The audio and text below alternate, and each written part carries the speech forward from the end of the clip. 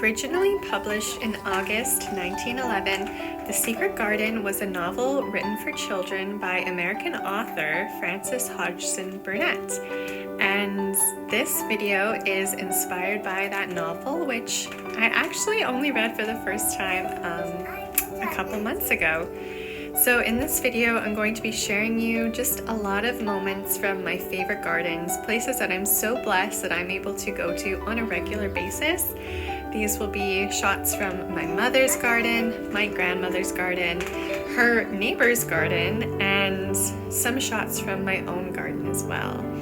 There's just so many beautiful things to enjoy in nature, and it's great when we can have those special touches in our own yards. And the novel, The Secret Garden, the whole story is about how children are brought to life by witnessing nature, by witnessing the garden itself come to life from the depths of winter into the full flush of spring and summer.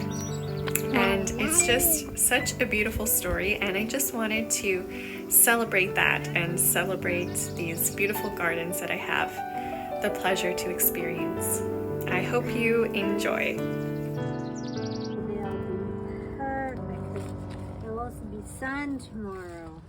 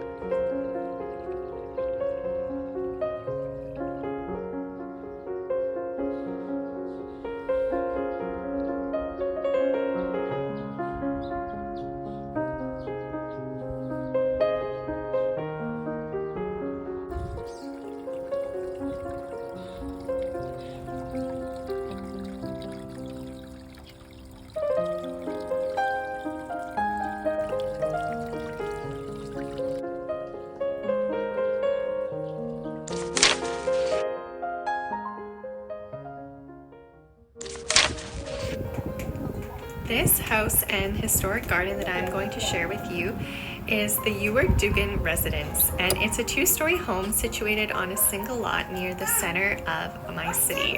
It was built in 1887, and it's the oldest still standing on its original foundation red brick home built in Alberta, and it embodies the Victorian style, and it's, I thought, just kind of fitting of the Secret Garden era to celebrate a Victorian home and its beautiful kind of gravel garden here that you have the opportunity to visit, and they were having this really unique event this year where you could go inside the house and see inside it, and you could take photographs and you could write yourself and learn about vintage calling cards and about writing postcards. So it was a really unique opportunity, though unfortunately I'd say that the home is not as Victorian as it was then.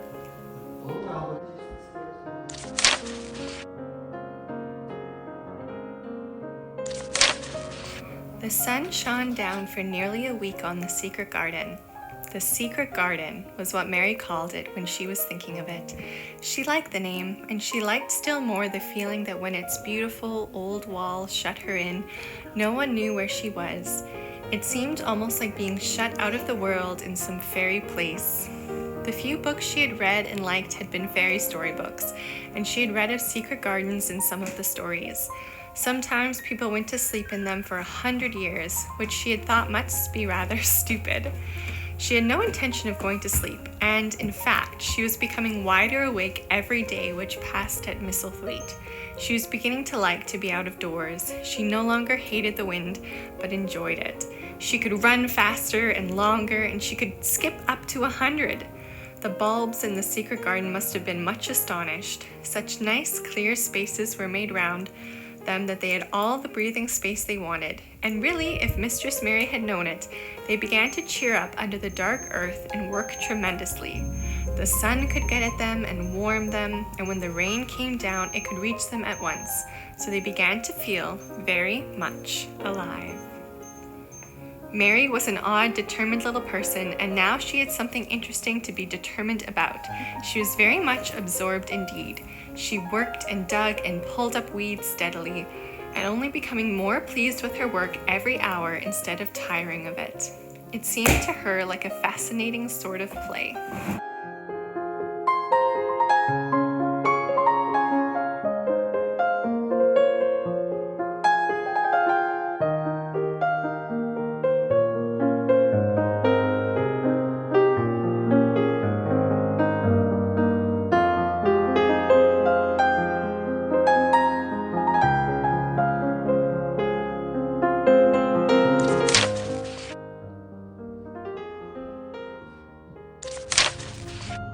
One of the new things that people began to find out in the last century was that thoughts, just mere thoughts, are as powerful as electric batteries, as good for one as sunlight is, or as bad for one as poison. To let a sad thought or a bad one get into your mind is as dangerous as letting a scarlet fever germ get into your body. If you let it stay there after it has got in you, you may never get it over it as long as you live. So long as Mistress Mary's mind was full of disagreeable thoughts about her dislikes and sour opinions of people and her determination not to be pleased by or interested in anything, she was a yellow-faced, sickly, bored, and wretched child. Circumstances, however, were very kind to her, though she was not at all aware of it. They began to push her about for her own good, when her mind gradually filled itself with robins and moorland cottages crowded with children, with queer, crabbed old gardeners and common little Yorkshire housemaids, with springtime and with secret gardens coming alive day by day, and also with the moor boy and his creatures. There was no room left for the disagreeable thoughts which affected her liver and her digestion and made her yellow and tired. So long as Colin shut himself up in his room and thought only of his fears and weakness and his detestation of people who looked at him and reflected hourly on humps and early death, he was a hysterical, half-crazy little hypochondriac who knew nothing of the sunshine and the spring, and also did not know that he could get well and stand upon his feet if he tried to do it. When new, beautiful thoughts began to push out the old, hideous ones, life began to come back to him. His blood ran healthily through his veins, and strength poured into him like a flood. His scientific experiment was quite practical and simple, and there was nothing weird about it at all. Much more surprising things can happen to anyone who, when a disagreeable or discouraged thought comes into his mind, just has the sense to remember in time and push it out by putting in an agreeable, determinedly courageous one. Two things cannot be in one place. When you tend a rose, my lad, a thistle cannot grow.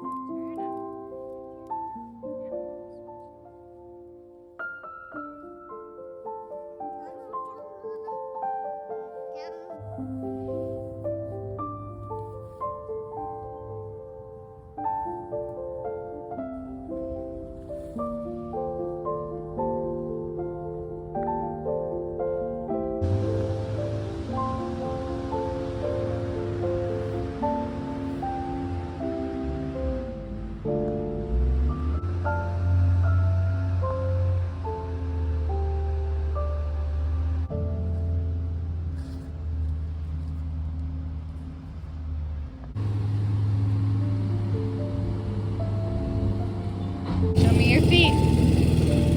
Oh, other one. Give me your other one. Show me your other one.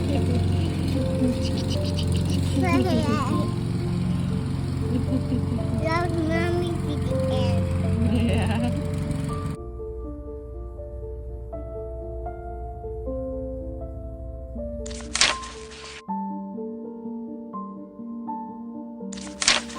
Now, I originally thought that this dish was of British origins, but I just learned that it's actually an American dish. But I'm making Salisbury steaks with baked potatoes and creamed Swiss chard and onions from my garden. Typically, I make it with mashed potatoes because that's really nice with the creamy sauce, but in this case, I was really craving some baked potatoes. So yeah, it's just like a seasoned hamburger steak, and then you make the creamy sauce, and you can do up whatever side that you would like best. I, in this case, voted for some really cheesy baked potato, or you can make mashed potato. And then you make, this creamed Swiss chard with some French onion soup mix mixed in, and it's just a really delicious and comforting meal. I hope you give it a try. So hello and welcome back, or welcome to, I call it my sewing room. This is the place where I like to share a doll from my collection that is styled in inspiration from the story novel that this video is about. So this video is about The Secret Garden, so I'm going to be sharing a doll that I think is reminiscent of Mary Lennox herself, Mary Quite Contrary. And this is an interesting fact. The style inspiration is going to be from the 1993 film, which was more turn of the century and I just really liked the costuming in that film. Though I did watch the more recent 2020 production, and whilst there are aspects of it that I didn't like the film, I did think that the use of real gardens to create the film was quite incredible.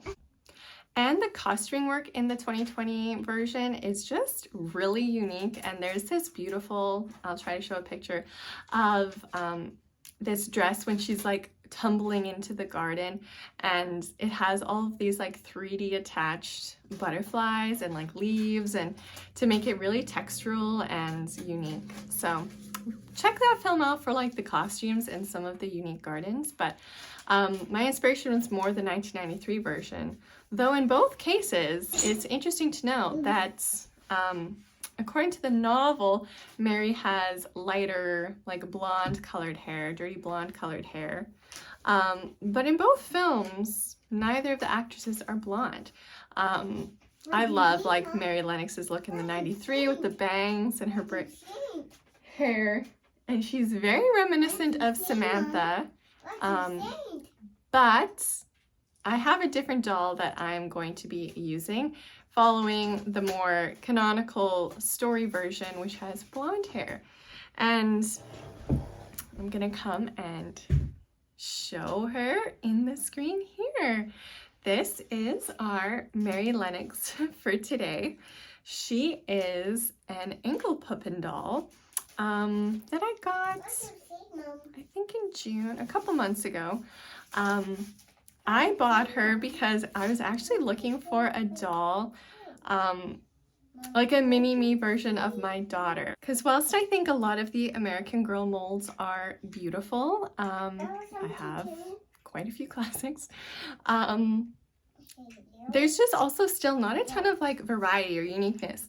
And especially when it comes to that feature of like looking for a doll that looks like you or like a mini-me, you know, there is more variation than just like what your hair color is and what your eye color is. Like it's your face shape and the way your nose sits and the way your mouth sits. And if there was a doll that looked like my daughter's face, it's this one. My daughter is very young still and has very short hair. It's nothing like this. And she doesn't have bangs. Her hair goes like to the side. But in terms of like face shape and the blue eyes, this girl, that is originally why I added her to my little collection. I wanted for myself like a keepsake of her childhood in terms of like this doll actually like looks like my daughter, and also like for her to be able to have that like mini-me experience. And I'm totally going to be making them like matching dresses when she's a little bit older. But so for this look that she's currently in, it's more inspired by the early spring versions and the iconic, like, I don't know if the word's iconic, but the very, very big beret type style hat that Mary is wearing in those earlier, cooler months. Hers is a burgundy kind of orange color or rust orange color, but I voted to go, I didn't really have that color when I started this project, so I voted to go with like a gray that would just kind of match the coat. I'll show you the rest. The dress underneath here, I'll show you in a bit, is her original dress. If you haven't seen my other videos, Engelpuppen is a made in Germany doll company, similar to Götz, which which were the original manufacturers of the first 3 Pleasant Company dolls. Before Pleasant Company became American Girl, there's so much like history. Too. Yes. I am. But yeah, they make some really beautiful dolls. If you saw my previous video with the Stein mold doll, where I gave her a bit of a revival, she was an Engelpuppen. There's not as many that I see come up online. But there are some really beautiful ones. And back to my earlier point, like, it's really great to be a super big fan of Pleasant Company, American Girl, but I just always like encourage that there are in fact some other like really beautiful well-made dolls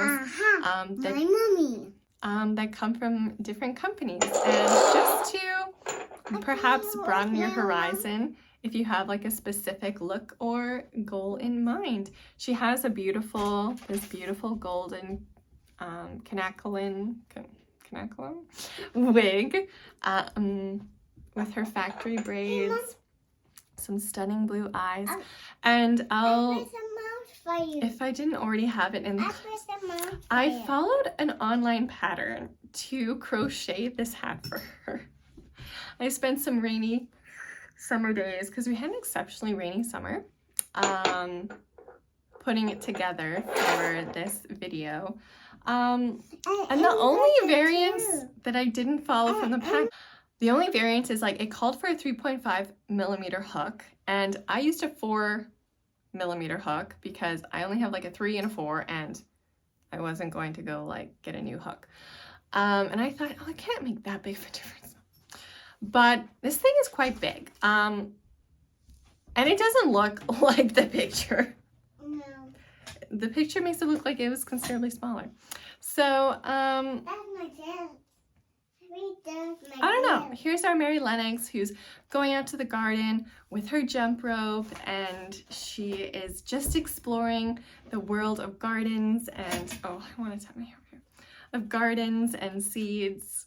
I'm going to go ahead and take the coat off and give you more of when it's in the peak of the garden, a spring summer look. Okay, and here I have her back just in her original outfit. I think it's reminiscent enough of the Victorian Edwardian styles of like young girls wearing their dresses and then their pinafores. I think the patterns are a bit loud, but I just kind of want to show them off because I do think that they were very well made and in style, at least to that. And here she is. She still, when I got her, had her little tag in her pinafore with the paper on how to like take care of her hair. And I haven't had the heart to remove it because you can always remove the pinafore and then, you know, she doesn't have it. Here, I'll try to show a full view. She has these darling little red shoes and her little socks with some lace trim. And then, yeah, she has the dress on that has this kind of like patchwork look to it, and then this gray pinafore. And then if you didn't see my Anne Shirley video, Anne borrowed this hat, but it originally came with Mary here. I haven't quite settled on a name for her. It's so darling to finally have like a perfect straw hat for my girlies to wear. And it looks so cute with her braids and her matching ribbons. But anyone like interested more in, well, just like the underworkings of the doll. She has these really nice pantaloons. And the thing you'll find with like a lot of these other companies is like they'll be white bodies. But the way that she is constructed is she's what's called a soft standing. So these, at her joints, there's still fabric. So here at her thighs and in her arms, like the vinyl starts about here in her arms. So I will admit, like my ideal doll would maybe have the soft joint at the hip, because it makes them really nice to like sit down, like they can sit down very nicely, and they get that kind of ragdoll-y type of feel when you're picking them up or playing with them, but that her arms would still be like articulated at the shoulder so that you could like pose them. It does really like, it really does limit the range of motion, not having the articulation at the joint. But they are like capable of standing. It takes a bit of balancing, like without even using a stand. They are like weighted in proportion to be able to stand up. So like don't always, like they are a nice different alternative option if you're looking. Oh, sorry, I see these strings here.